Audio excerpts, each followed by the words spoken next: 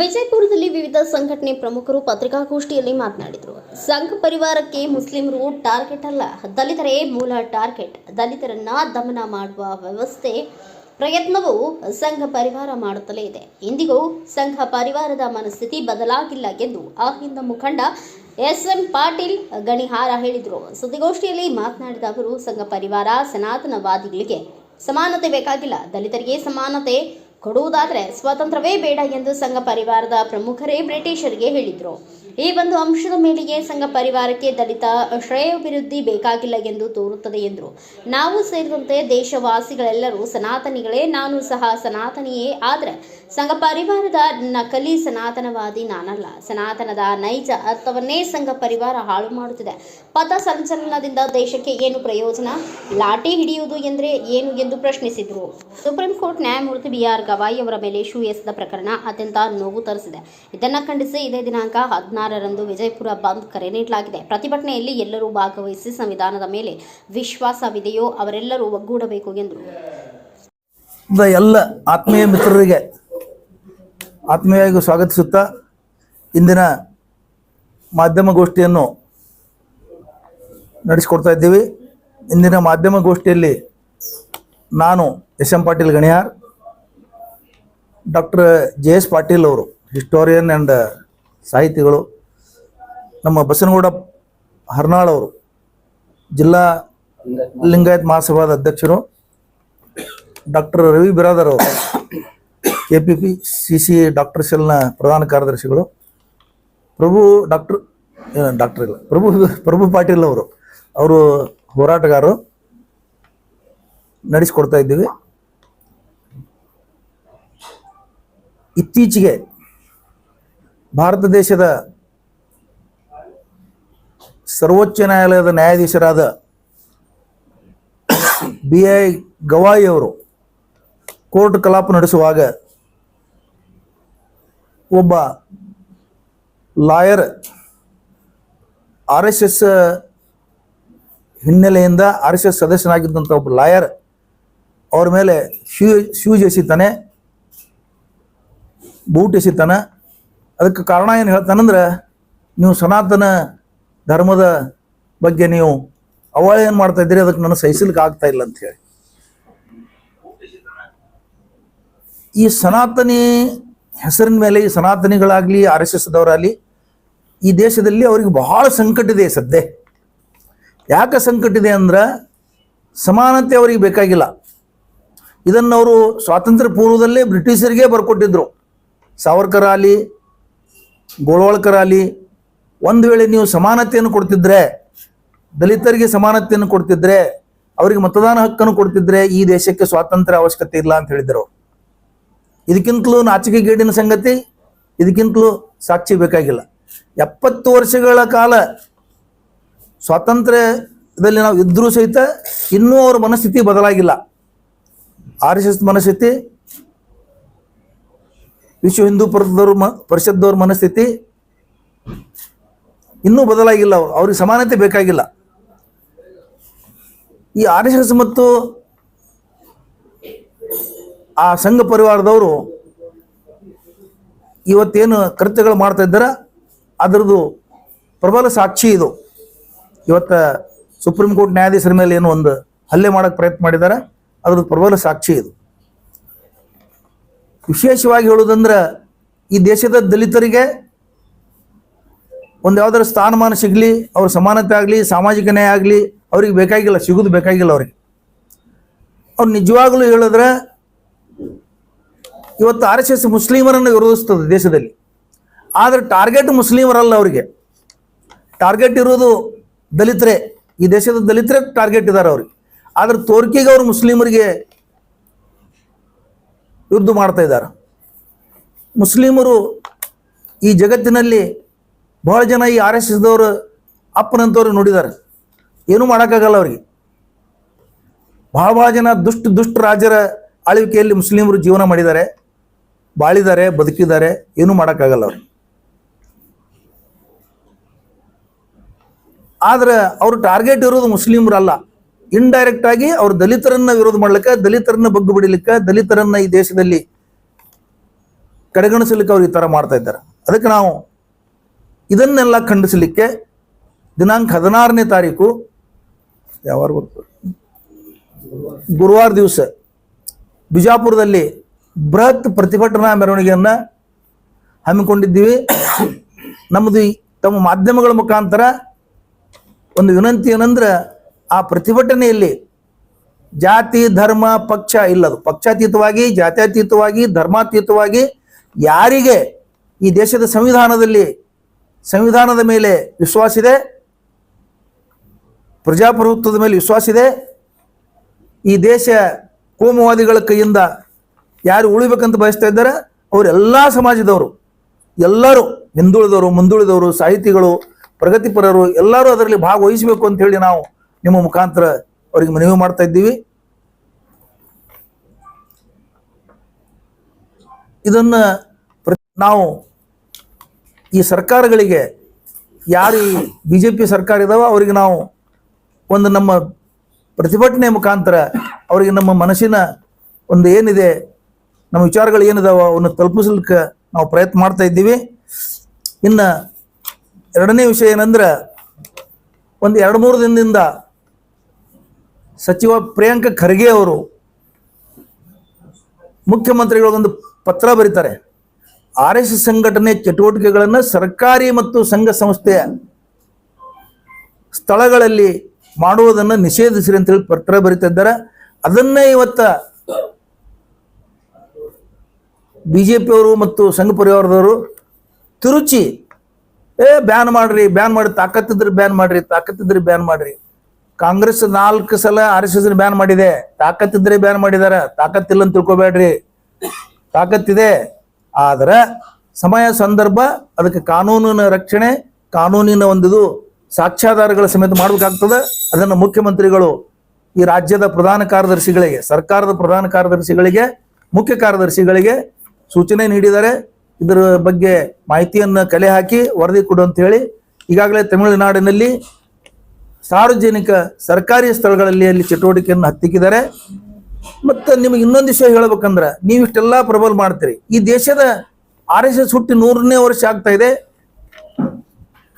ಒಂದು 10 ಅಥವಾ ಎಷ್ಟು ಕನಿಷ್ಠ ಒಂದು ದೇಶದ ಹಿತಕ್ಕಾಗಿ ಇಂಥ ಕೆಲಸಗಳು ಮಾಡಿವಂತ ತೋರಿಸ್ಕೊಡ್ಬೇಕಂತ ನಾ ಚಾಲೆಂಜ್ ಮಾಡ್ತೀನಿ.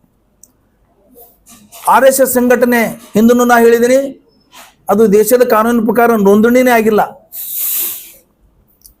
ಅದು ಕೇವಲ ಒಂದು ಗುಂಪು, ಒಂದು ಸಮಾಜದವ್ರ ಗುಂಪು. ಅದಕ್ಕೆ ಅಡಿಟ್ ಇಲ್ಲ, ಅದಕ್ಕೆ ದುಡ್ಡು ಎಲ್ಲಿಂದ ಬತ್ತು ಗೊತ್ತಿಲ್ಲ, ಯಾರೂ ಕೇಳೋದಿಲ್ಲ. ಮತ್ತು ಆಮೇಲೆ ಇನ್ನೊಂದು ವಿಷಯ, ಆ ಲಾಠಿ ಹಿಡ್ಕೊಂಡು ಓಣಿ ತಿರುಗಾಡ್ತಿರಲ್ಲ, ಏನದು ಏನು ತೋರಿಸ್ತದೆ? ಲಾಠಿ ಯಾರು ಹಿಡಿತಾರ? ಸಭ್ಯಗ್ರಸ್ತ ಜನ ಹಿಡಿತಾರ? ಈ ದೇಶ ಪ್ರೇಮಿಗಳು ಹಿಡಿತಾರ? ಲಾಠಿ ಗುರುತೇನು? ಮತ್ತು ನೀವು ಓಣಿ ಪ್ರತಿಭಟನೆ ಇದು ಮಾಡ್ಲಿಕ್ಕೆ ಪಥಸಂಚಲನ ಅಂತ, ಅದರಿಂದ ಏನು ಈ ದೇಶಕ್ಕೆ ಲಾಭ ಇದೆ?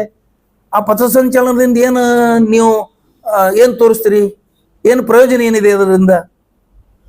ಇದೆಲ್ಲ ದೇಶದ ಜನರಲ್ಲಿ ಭಯ ಹುಟ್ಟಿಸಲಿಕ್ಕೆ, ಭಯೋತ್ಪಾದನೆಯನ್ನು ತೋರಿಸಲಿಕ್ಕೆ ನೀವು ಇದೆಲ್ಲ ಮಾಡ್ತಾ ಇದ್ದೀರಿ. RSS ಸ್ಥಳಗಳಲ್ಲಿ, RSS ಕ್ಯಾಂಪ್ಗಳಲ್ಲಿ, ಎಲ್ಲರ RSS ಮನೆಗಳಲ್ಲಿ, ಜನರ ಮನೆಗಳಲ್ಲಿ ಬಾಂಬ್ಗಳು ಉತ್ಪಾದನೆ ಮಾಡೋದಂಥದ್ದು ಎಷ್ಟೋ ಸಿಕ್ಕಿದಾವೆ. ಮತ್ತು RSS ಸದಸ್ಯರು ಇವತ್ತು ಪಾಕಿಸ್ತಾನಕ್ಕೆ ಬೇಹುಗಾರಿಕೆ ಮಾಡಿ ಒಂದು 100 ಜನ ಇವತ್ತು ಸಿಗಾಕೊಂಡಿದ್ದಾರೆ.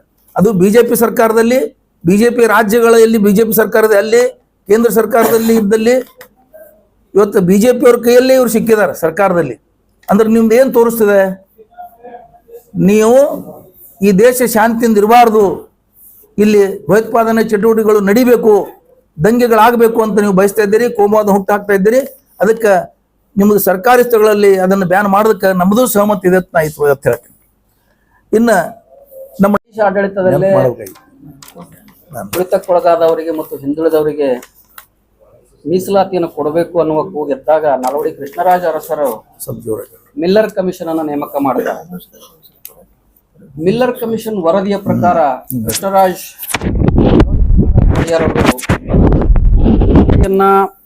ಇಂಪ್ಲಿಮೆಂಟ್ ಮಾಡಕ್ ಹೋದಾಗ ವಿಶ್ವೇಶ್ವರಯ್ಯ ಅನ್ನುವ ಒಬ್ಬ ಇಂಜಿನಿಯರು ಮೀಸಲಾತಿಯಿಂದ ಪ್ರತಿಭೆಗೆ ಪುರಸ್ಕಾರ ಸಿಗೋದಿಲ್ಲ ಹೇಳಿ ದಿವಾನಿಗರಿಗೆ ರಾಜೀನಾಮೆ ಕೊಟ್ಟು ಹೊರಗೆ ಬರ್ತಾನೆ. ಈ ತುಳಿತಕ್ಕೊಳಗಾದವರ ಬಗ್ಗೆ ಮತ್ತು ದಲಿತರ ದಮನಿತರ ಬಗ್ಗೆ ಪುರೋಹಿತಶಾಹಿಗಳಿಗೆ ಇರತಕ್ಕಂಥ ಅಸಹನೆ ಮತ್ತು ಮತ್ಸರ ಶತಮಾನಗಳ ಇತಿಹಾಸವನ್ನು ಹೊಂದಿದೆ. ಹಾಗೆಯೇ ಡಾಕ್ಟರ್ BR ಅಂಬೇಡ್ಕರ್ ಅವರ ವಿರುದ್ಧ ಪುರೋಹಿತಶಾಹಿಗಳು ಮಾಡಿದ ಷಡ್ಯಂತ್ರಗಳು ಕೂಡ ನಾವು ನೋಡ್ತಾ ಬಂದಿದ್ದೇವೆ.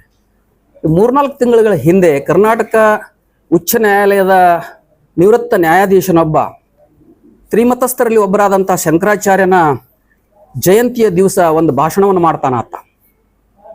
ಸಮಾನತೆಯನ್ನು ತಂದವರು ಅಂಬೇಡ್ಕರ್ ಅಲ್ಲ, ಶಂಕರಾಚಾರ್ಯರು ಅಂತ ಹೇಳ್ತಾನೆ.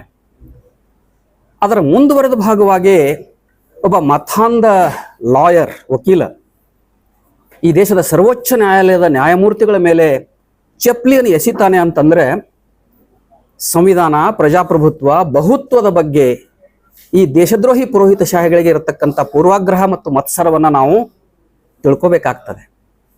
ಅದರ ಕುರಿತು ನಾವು ಧ್ವನಿ ಎತ್ತದೆ ಹೋದರೆ ಈ ದೇಶ ಭಾರತ ದೇಶವಾಗಿ ಉಳಿಯೋದಿಲ್ಲ. ಹಾಗಾಗಿ ನಾವೆಲ್ಲರೂ ಜಾತಿ, ಮತ, ಪಕ್ಷ ಭೇದವನ್ನು ಮರೆತು ನಾಳಿನ 16ನೇ ತಾರೀಕಿಗೆ ಬಿಜಾಪುರ ಬಂದ್ ಮತ್ತು ಬೃಹತ್ ಪ್ರತಿಭಟನೆಯನ್ನು ಹಮ್ಮಿಕೊಂಡಿದ್ದೇವೆ. ತಮ್ಮ ಮೂಲಕ ಸಂವಿಧಾನವನ್ನು ಪ್ರೀತಿಸುವ, ಬಹುತ್ವವನ್ನು ಪ್ರೀತಿಸುವ, ಜನತಂತ್ರವನ್ನು ಪ್ರೀತಿಸುವ ಎಲ್ಲ ಮೂಲ ಭಾರತೀಯರು ಮತ್ತು ದೇಶಭಕ್ತರು ಈ ದೇಶದ್ರೋಹಿಗಳ ವಿರುದ್ಧ ದೊಡ್ಡ ಮಟ್ಟದ ಪ್ರತಿಭಟನೆಯಲ್ಲಿ ಭಾಗವಹಿಸಬೇಕು ಅಂತ ನಾನು ಈ ಮೂಲಕ ಕೇಳ್ತೇನೆ.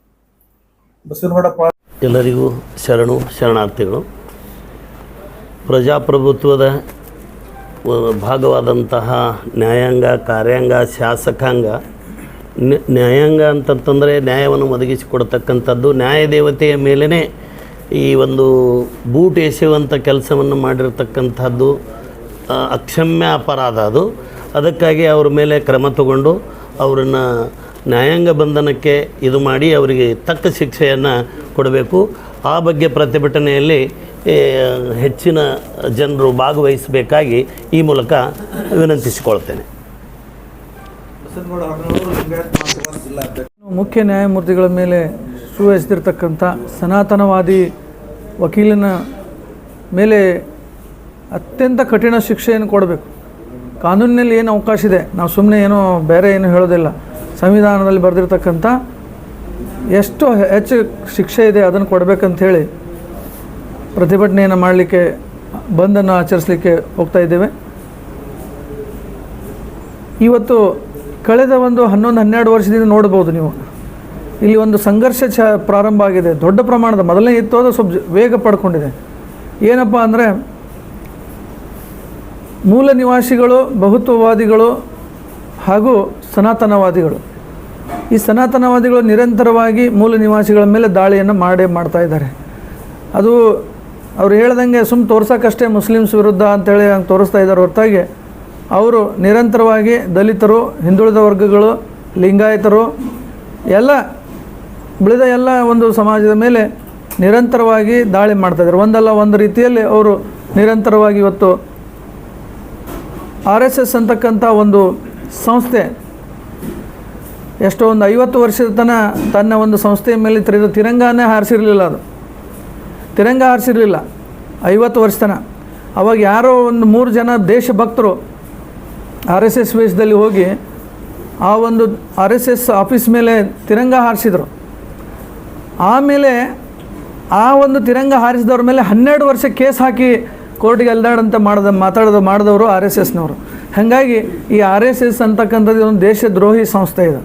ಇದು ಯಾವುದೇ ಒಂದು ಭಾರತದ ಸಂವಿಧಾನ, ತಿರಂಗ, ಜನಗಣಮನ ಏನಿವೆ, ಭಾರತದ ಮಹಾತ್ಮ ಗಾಂಧೀಜಿ ಏನು ಭಾರತದ ಒಂದು ಪ್ರಾತಿನಿಧಿಕ ಹಾಗೂ ಸಂವಿಧಾನಾತ್ಮಕ ಸಂಸ್ಥೆಗಳೇನಿದ್ದಾವೆ, ವಿಚಾರಗಳೇನಿದ್ದಾವೆ, ಅದರ ವಿರುದ್ಧವಾಗಿ ನಿರಂತರವಾಗಿ ಷಡ್ಯಂತ್ರ ಮಾಡುತ್ತಾ ಸಮಾಜದಲ್ಲಿ ಅಶಾಂತಿಯನ್ನು ಹುಟ್ಟುಹಾಕುತ್ತಾ ಈ ರೀತಿಯನ್ನು ಮಾಡ್ತಾಯಿದೆ. ಅದರ ಒಂದು ಭಾಗವಾಗಿಯೇ ಈ ವಕೀಲರು ಇವತ್ತು ಮಾಡಿದ್ದಾರೆ. ಬೇರೆ ಬೇರೆ ವಿಷಯದಲ್ಲಿ ಇನ್ನೊಬ್ಬರು ಸ್ವಾಮಿಗಳು ಕೂಡ ಹೀಗೆ ಯಾರು ಬಹುತ್ವ ಅಥವಾ ಸಮಾನತೆಯ ಪರವಾಗಿ ಏನು ಹೋರಾಡಿದ್ದಾರೆ. ಇನ್ನೊಬ್ಬ ಕನ್ನೇರಿ ಸ್ವಾಮಿ, ಒಬ್ಬ ಪುಡಾರಿ ಸ್ವಾಮಿ ಕೂಡ ಸಾಕಷ್ಟು ಯಾರು ಸಮಾನತೆಯ ಬಗ್ಗೆ ಮಾತನಾಡ್ತಾರೆ, ಬುದ್ಧ, ಬಸವ, ಅಂಬೇಡ್ಕರ್ ತತ್ವಗಳಿಗೆ ನಿರಂತರವಾಗಿ ವಿರೋಧವನ್ನು ಮಾಡ್ತಕ್ಕಂಥ ಕೆಲಸ ಈ ಸನಾತನವಾದಿಗಳು RSS ಮಾಡ್ತಾಯಿದೆ. ಅದರಿಂದ ನಾವೆಲ್ಲ ಎಚ್ಚೆತ್ತುಕೊಳ್ಬೇಕು. ಇವತ್ತು ಅದರ ಭಾಗವಾಗಿ 16ನೇ ತಾರೀಕು ಇನ್ನೊಂದು RSS ಮುಖವಾಡ ಮೊನ್ನೆ ಒಬ್ಬ ನೋಡಿದ್ವಿ ನಾವು. ಲೈಂಗಿಕ ಕಿರುಕುಳದಿಂದ ಒಬ್ಬ ಟೆಕಿ ಸತ್ತ. ಲೈಂಗಿಕ ಕಿರುಕುಳದಿಂದ RSSನಲ್ಲಿ ಏನು ನಡೀತಾ ಇದೆ ಅಂತಕ್ಕಂಥದ್ದನ್ನು ವಿಚಾರ ಮಾಡಬೇಕು. ಆತ್ಮಹತ್ಯೆ ಮಾಡ್ಕೊಂಡ. ನಿರಂತರವಾದಂಥ ಲೈಂಗಿಕ ಕಿರುಕುಳದಿಂದ ಸಣ್ಣ ವಯಸ್ಸಿನಿಂದನೇ ಅವನು RSSನಲ್ಲಿ ಇದ್ದಂತ ಹೇಳ್ತಾರೆ. ಆ ರೀತಿಯಲ್ಲಿ ಏನು ಚಟುವಟಿಕೆ, ಒಂದು ಕಾನೂನು ಬಾಹಿರ ಚಟುವಟಿಕೆಗಳನ್ನು ಸರ್ಕಾರ ನಿಯಂತ್ರಣ ಮಾಡಬೇಕು. ನಮ್ಮ ರಾಜ್ಯ ಸರ್ಕಾರ ಆಗಿರ್ಬೋದು, ಕೇಂದ್ರ ಸರ್ಕಾರ ಆಗಿರ್ಬೋದು.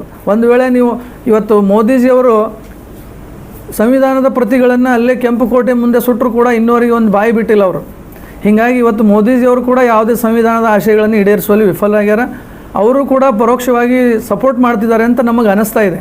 ಹಾಗಾಗಿ ನಾವೆಲ್ಲ ಬಹುಜನರು ಇದರ ಬಗ್ಗೆ ಎಚ್ಚೆತ್ತುಕೊಂಡು ಈ ನಾಡಿದ್ದು ಬರ್ತಕ್ಕಂಥ ಒಂದು ಪ್ರತಿಭಟನೆಯಲ್ಲಿ ಎಲ್ಲರೂ ಭಾಗವಹಿಸಿ ಒಂದು ಕಠಿಣ ಶಿಕ್ಷೆಯನ್ನು ಆ ವಕೀಲನಿಗೆ ಕಠಿಣ ಶಿಕ್ಷೆ ಆಗಲಿಕ್ಕೆ ನಾವೆಲ್ಲರೂ ಒತ್ತಾಯ ಮಾಡೋಣ ಅಂಥೇಳಿ ಈ ಮೂಲಕ ತಮ್ಮಲ್ಲಿ ಕೇಳ್ಬೋದು. ಯಾರೇನು ಕೇಳೋದು